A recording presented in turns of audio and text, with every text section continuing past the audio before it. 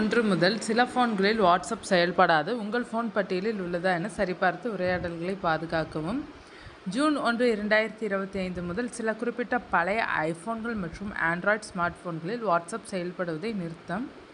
இது ஒரு கொள்கை புதுப்பின் ஒரு பகுதியாகும். இதற்கு செயலியின் குறைந்தபட்ச பயன்பாட்டு தகுதியை உயர்த்த வேண்டியுள்ளது.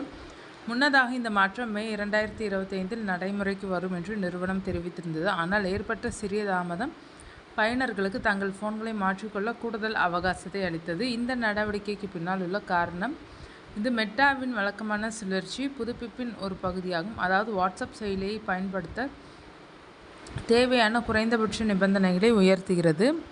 iOS 15 அல்லது அதற்கும் குறைவான பதிப்பில் இயங்கும் ஐபோன்களில் வாட்ஸ்அப் ஆதரவு நிறுத்தப்படும். மேலும் ஆண்ட்ராய்டு 5.0 அல்லது அதற்கும் குறைவான பதிப்புகளில் இயங்கும் ஆண்ட்ராய்டு போன்களிலும் வாட்ஸ்அப் செயல்படாது.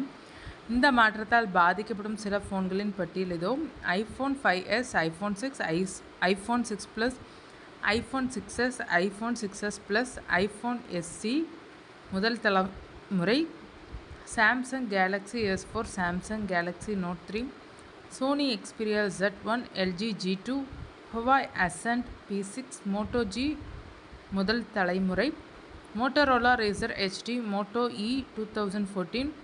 இந்த பட்டியலில் உள்ள பெரும்பாலான போன்கள் அவற்றின் பயன்பாட்டு காலத்தை மீறிவிட்டன. இருப்பினும் உங்கள் போனை இந்த பிரச்சினைக்காக தூக்கி எறிவதற்கு முன் உங்கள் போன் சமீபத்திய மென்பொருள் புதுப்பிப்பை பெற்றுள்ளதா என்பதை உறுதிப்படுத்திக் கொள்ளுங்கள்.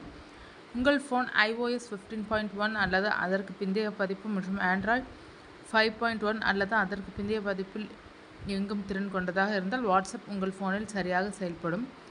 உங்கள் போன் பாதிக்கப்படலாம் என்று நீங்கள் நினைத்தால் பீதியாக வேண்டாம். ஆதரவு நிறுத்தப்படுவதற்கு முன் பயனர்கள் தங்கள் சேட் ஹிஸ்டரியை கூகுள் கணக்கில் சேமிக்க வாட்ஸ்அப் அறிவுறுத்துகிறது. இதன் மூலம் உங்கள் எல்லா உரையாடல்களையும் புதிய சாதனத்திற்கு சீராக மாற்றப்படுவதை நீங்கள் உறுதி செய்யலாம்.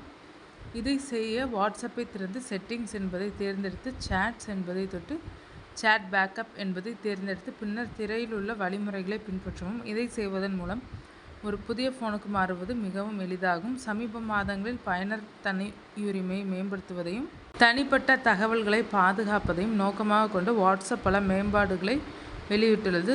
சேட்கள் மற்றும் குழு உரையாடல்களில் இருந்து உரை, புகைப்படங்கள் அல்லது வீடியோக்களை நகலெடுப்பதிலிருந்து மக்களை தடுக்கும் ஒரு புதிய தனியுரிமை அம்சம் குறிப்பிடத்தக்க மேம்பாடுகளில் ஒன்றாகும்.